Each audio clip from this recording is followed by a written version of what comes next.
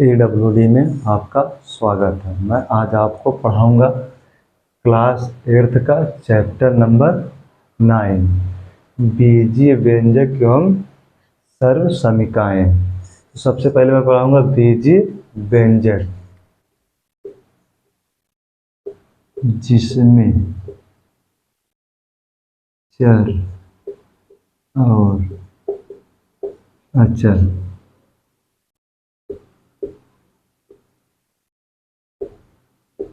के बीच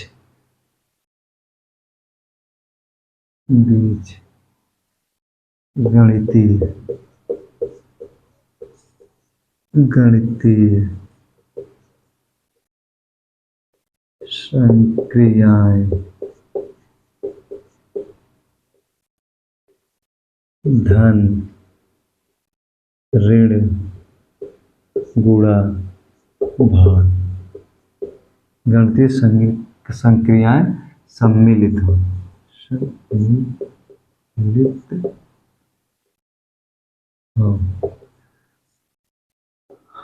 देखो, बीजीय व्यंजक किसे कहते हैं? जिसमें चर और अचर के बीच गणितीय संक्रियाएं। गणितीय संक्रिया में क्या होता है? जोड़, घटाना, गुणा, भाग सम्मिलित हो गए, क्या कहलाएंगी? बीजीय व्यंजक कहलाएंगे। जैसे देख लो, x plus y 2x plus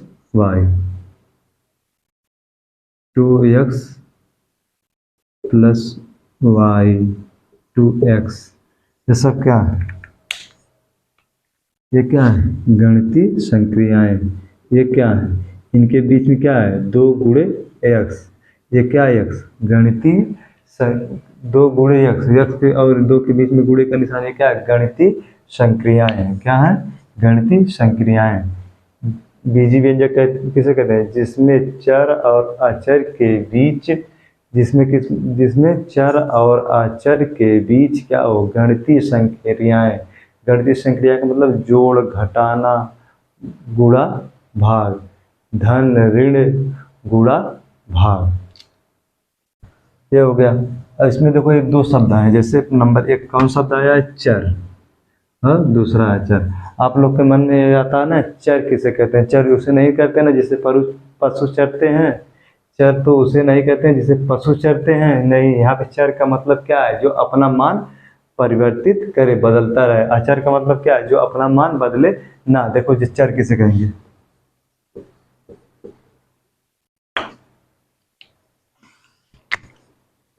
जिसका मान परिवर्तित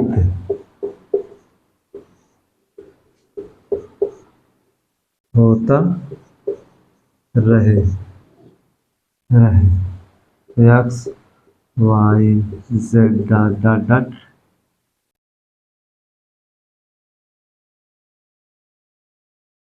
देखो, इसमें कुछ हो सकता है, ए बी सी डी, कोई भी नंबर को हो सकता है। का खा क्या है? जिसका मान परिवर्तित होगा उसे क्या कहेंगे? चर। इसका कभी x का मान 1 हो सकता है, कभी 2, कभी 3, कभी क्या हो सकता है?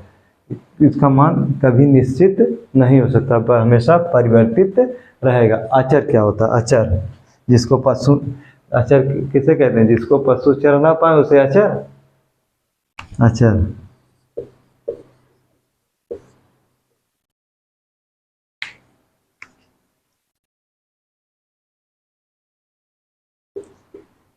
जिसका मान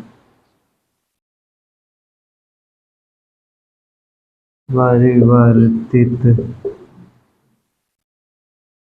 ना हो।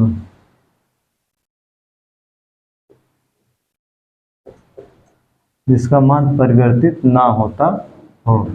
किसका मान परिवर्तित नहीं होगा? 1 का मान परिवर्तित होगा, 2 का मान परिवर्तित होगा, 3 का मान परिवर्तित होगा, 4 का मान, 5 का मान, डॉट डॉट डॉट। कोई भी नंबर ले लीजिए आप, कोई भी नंबर ले लीजिए, क्या रहना चाहिए? नंबर रहना चाहिए। तो उसका मान परिवर्तित होगा? नहीं होगा। चर और अचर आपको समझ में आ गया।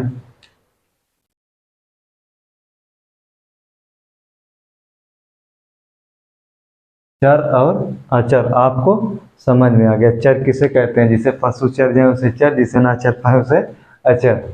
नहीं, चर उसे कहते हैं जिसका मान परिवर्तित होता रहे, और अचर किसे कहते हैं? जिसका मान परिवर्तित ना हो। इसके बाद आता है संख्या रेखा और व्यंजक। इसके बाद अगली हेडिंग है संख्या रेखा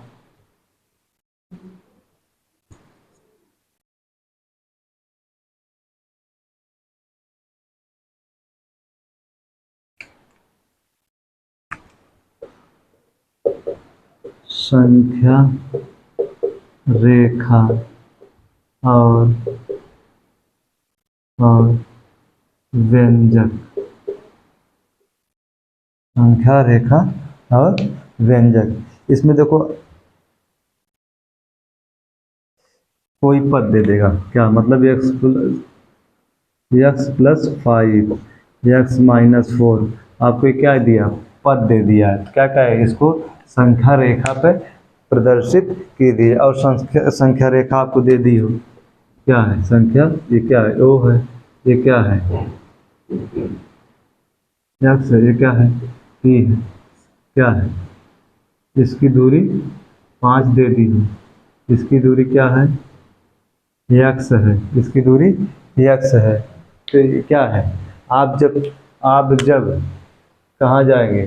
संख्या रेखा पे दाएं तरफ जाएंगे तो क्या हो जाएगा? दाएं तो क्या होगा? प्लस, और बाएं जाएंगे तो क्या होगा? माइनस। क्या होगा? बाएं माइनस, दाएं दाएं प्लस।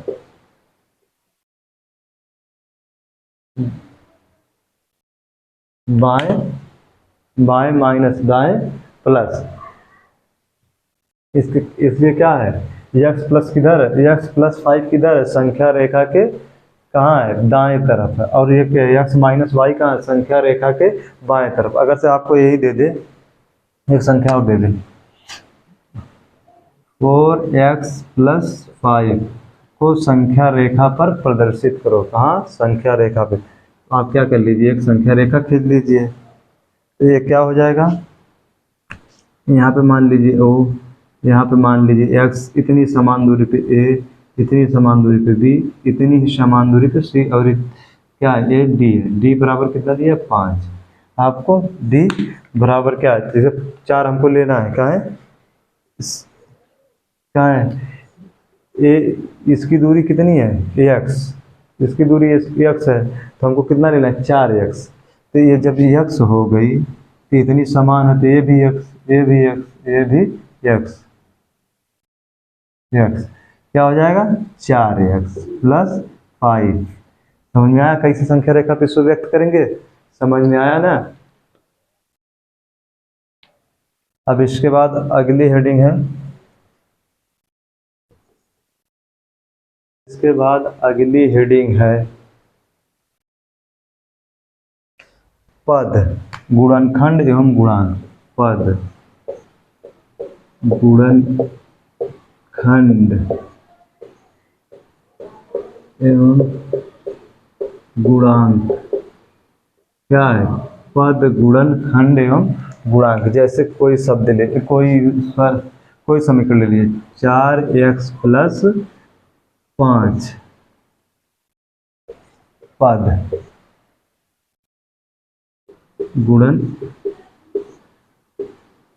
गुणनखंड गुणांक।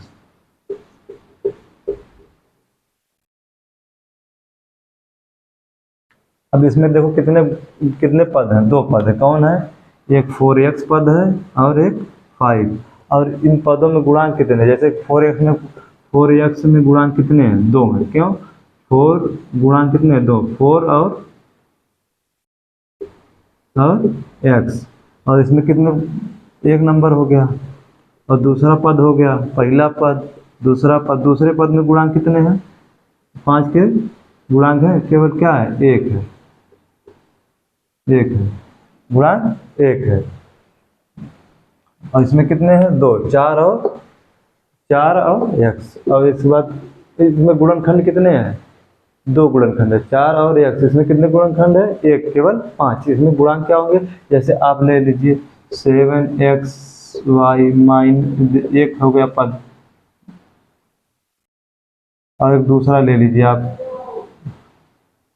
-5x। इसमें पूछ लिया अगर से, इसमें पूछ लिया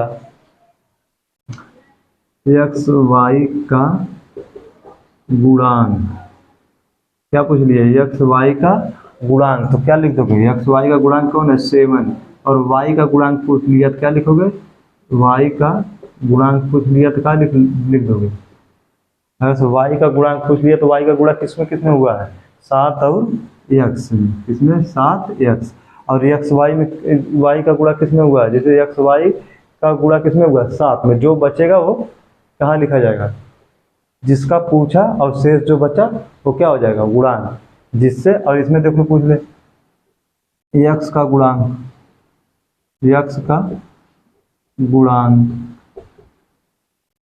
क्या हो जाएगा -5 का है, चिन्ह के साथ उतारते हैं, कहेंगे चिन्ह का मान को परिवर्तित कर देता है, मान को परिवर्तित करता है, समान चिन्ह रहेंगे तो जुड़ेंगे, विपरीत चिन्ह रहेंगे तो घटेंगे।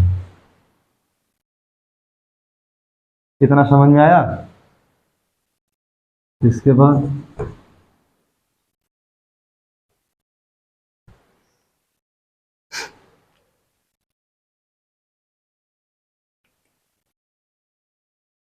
देखो इनको पदों की संख्या के आधार पर 4 भागों में बांटा गया, पदों की संख्या के आधार, पदों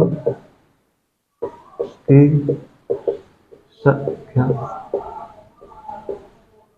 आधार पर, पदों की संख्या के आधार पर इसे कितने भागों में बांटा गया है 4, एक पदी, फर्स्ट सेकेंड थर्ड फोर्थ, कितने भाग में है एक पदी।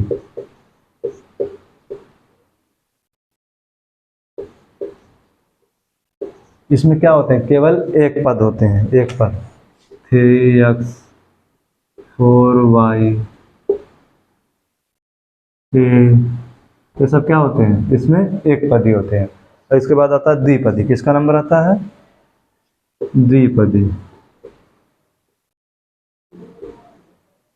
उसके बाद त्रिपदी,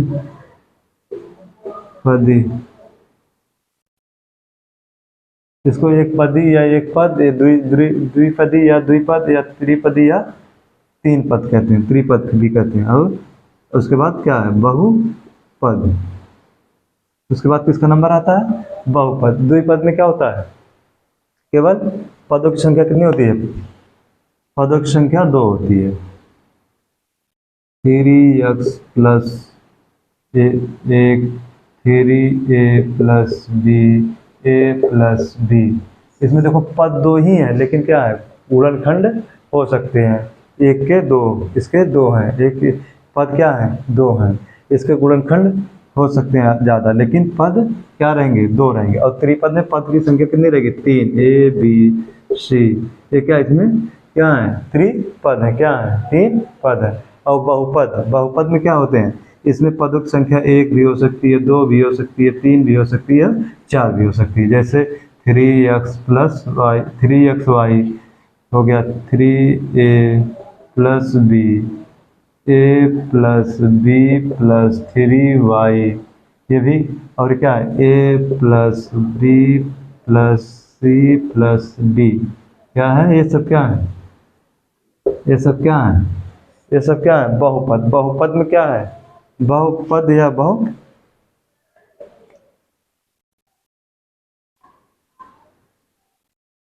बहुपदी, इसमें क्या होती है संख्या कई हो सकती है, ये क्या है ए प्लस बी, इसमें क्या है कोई एक पदों की संख्या 1 भी हो सकती है, 2 भी हो सकती है, 3 भी हो सकती है, 4 भी हो सकती है। इसमें पदों की संख्या 4 भी हो सकती है। इस एक पदी में केवल 1, दो पदी में केवल 2 पद, त्रिपद में 3 पद, और बहुपदी में 1 भी हो सकती है, 2 भी हो सकती है, 3 भी हो सकती है, 4 भी हो सकती है, उससे ज़्यादा भी हो सकती है बहुपद।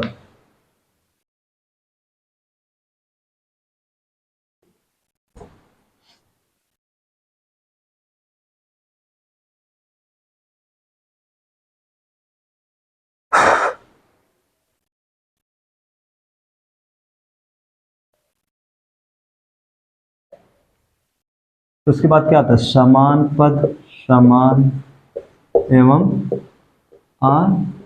असमान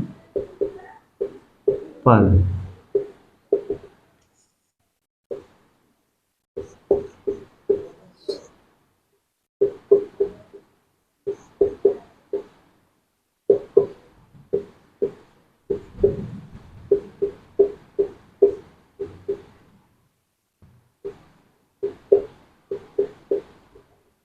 क्या होते हैं, पद समान होते हैं। पद कैसे होते हैं, समान होते हैं। इसमें पद कैसे होते हैं, असमान होते हैं। जैसे 3y 4y माइनस 5y, इसमें क्या है, असमान, जिसमें पदों की संख्या क्या हो, असमान हो। जैसे देख लीजिए, जैसे देख लीजिए इसमें 7x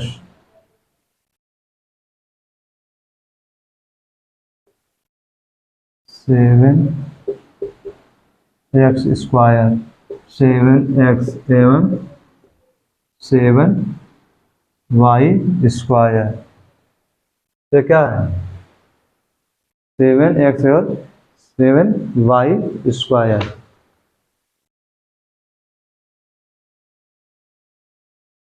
जिसमें देख लो, अगर 3y स्क्वायर और क्या करते हैं 3, ये 1 है, ये क्या है 2 है, ये क्या है 1 है, ये क्या है 2 है।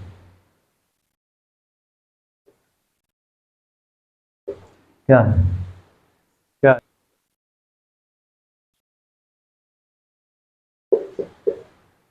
एक इसमें और देख लो, 7xy माइनस 7y x। इसका जैसे इस 7 का जो गुणनखंड है इधर उधर हो सकता है, लेकिन रहना चाहिए नंबर में। आज की क्लास यहीं पर समाप्त होती है, शेष बात अगले दिन।